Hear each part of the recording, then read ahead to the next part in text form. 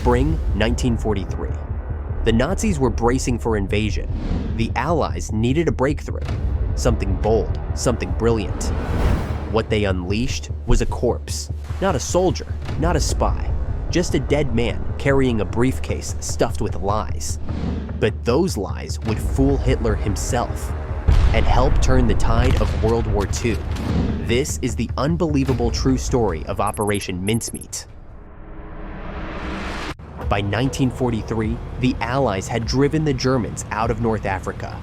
But this victory created a new, terrifying problem. From the shores of Tunis, they could see Europe, but it was a fortress. To win the war, they had to break in, but where? The coast of France was a wall of concrete and steel, the Atlantic Wall. A direct assault would be a massacre. The only logical next step, the one every general on both sides knew was coming, was an invasion of Sicily. It was the perfect stepping stone into Italy, the so-called soft underbelly of Europe. And that was the problem. It was too perfect. The Germans knew it, and they were waiting. The island was commanded by the respected Field Marshal Albert Kesselring, a master of defensive warfare. Its beaches were mined, its cliffs were lined with machine gun nests, and elite panzer divisions, including the formidable Hermann Göring division, were ready to drive any invasion back into the sea. Allied planners, using the cold calculus of war, estimated that a direct assault could cost them over 100,000 casualties. It would be a bloodbath. The Allies didn't need a bigger army, they needed a better lie. The task fell to a small, secretive group known as the 20 Committee, named after the Roman numerals for 20, a double cross. They were a collection of Britain's most eccentric and brilliant minds, operating from the drab, unassuming offices of MI5. Their job was to turn captured German spies into double agents and feed a steady stream of nonsense to the Nazi war machine. At the heart of this committee were two men, an unlikely pairing who would become the architects of the grand deception. Ewan Montagu, a sharp, meticulous King's Counsel and naval intelligence officer. He was a man of logic and law. And Charles Cholmeley, a lanky, eccentric flight lieutenant from the Royal Air Force with a wild imagination and a passion for tinkering with gadgets. Montagu was the realist, and Charles Cholmeley was the dreamer. Together, they were about to cook up an idea so bizarre, so morbid, it just might work. The idea was not entirely new. It originated as a footnote in a memo written by another intelligence officer, a man who would later become famous for creating James Bond. Ian Fleming, personal assistant to the Director of Naval Intelligence, had compiled a list of outlandish ideas for deceiving the enemy. It was called the Trout Memo, named after a book on trout fishing because, as Fleming noted, a trout fisherman casts his fly over the likely spots, but is never sure what he will catch. Suggestion number 28 was to plant misleading papers on a dead body, dressed as an officer, and let it wash ashore for the enemy to find. At the time, it was dismissed as impractical, even ghoulish. But now, with hundreds of thousands of lives on the line, Cholmeley resurrected the idea. The unworkable suddenly seemed necessary. Their plan was simple in concept, but impossibly complex in execution. They would find a body, invent a life for it, and turn a dead man into the most important messenger in the world. They would call it Operation Mincemeat. The first problem was the most macabre. They needed a body, not just any body. It had to be a man who looked like he had died at sea, drowned, or from hypothermia, with no other signs of trauma. And most importantly, he needed to have no family who would come looking for him and ask difficult questions. Montagu and Cholmeley scoured the records of London's dead, a grim and desperate search through the city's morgues.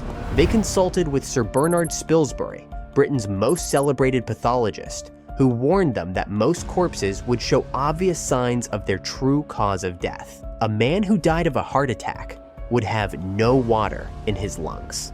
A man who truly drowned would have fought for his life, showing bruises. They needed a very specific kind of tragedy. After weeks of searching, they found him, Glyndwr Michael, a 34-year-old homeless man, a victim of the Great Depression, who had died in a derelict warehouse after ingesting rat poison. The poison, a phosphorus-based paste often spread on bread as bait, had caused a slow, agonizing death, but crucially, it had filled his lungs with fluid, a condition that Spilsbury confirmed would be consistent with drowning. He had no known relatives. He was the perfect, tragic candidate.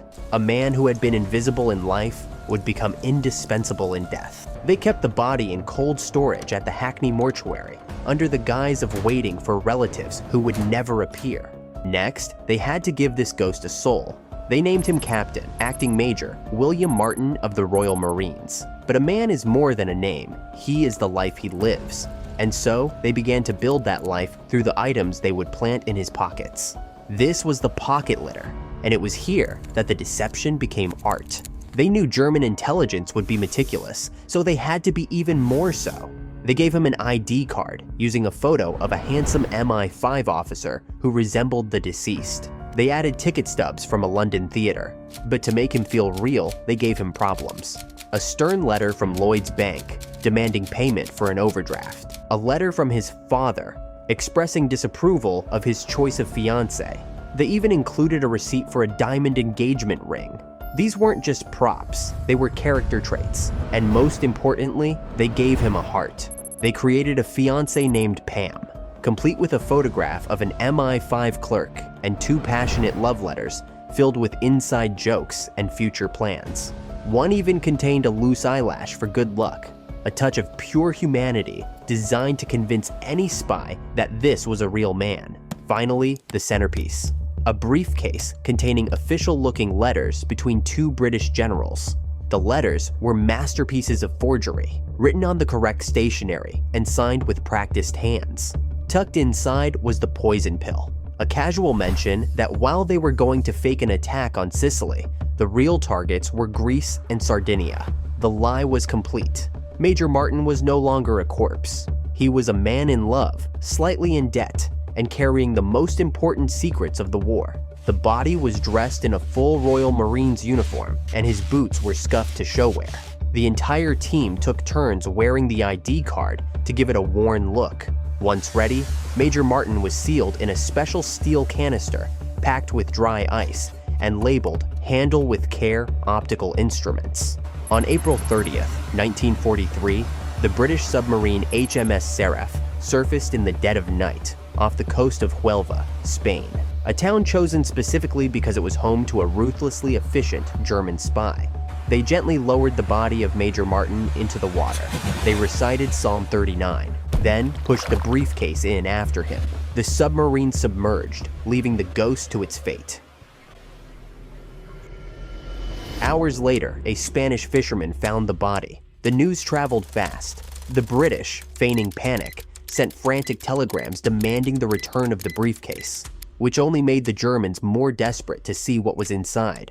A local German agent, with the help of sympathetic Spanish officers, managed to get the letters, photograph them, and send the film racing to Berlin. The briefcase and its contents were then returned to the British, who could see from a cleverly placed eyelash inside one of the letters that the documents had indeed been opened. The photographs landed on the desk of Adolf Hitler himself. His intelligence officers debated their authenticity. Was it a plant? It seemed too good to be true, but then they looked closer. The overdraft notice, the ticket stubs, the passionate, heartfelt letters from his fiancée. No one, they concluded, would go to such elaborate, humanizing lengths for a deception. It had to be real. Hitler was convinced. He overruled his own generals in Italy, who were certain the attack was coming at Sicily. He issued a direct order. Measures regarding Sardinia and the Peloponnese are to take precedence over everything else. Entire panzer divisions were rerouted. A whole fleet of torpedo boats was moved from Sicily to the Greek islands. The German war machine turned to face a phantom army, leaving the real target dangerously exposed. On July 9th, 1943, the Allies invaded Sicily. The landings were a stunning success. The defenders were caught completely off guard, and the island fell in just 38 days, with far fewer casualties than anyone had dared to hope. The gateway to Europe was open. Operation Mincemeat was a stunning success, a testament to the idea that in war, the cleverest weapon isn't always a bomb. Sometimes it's a perfectly crafted story. It's a lesson that echoes today, in an age where digital ghosts and sophisticated disinformation can shape the modern battlefield before a single shot is ever fired. It proves that the ink on the vellum can be as mighty as the sword.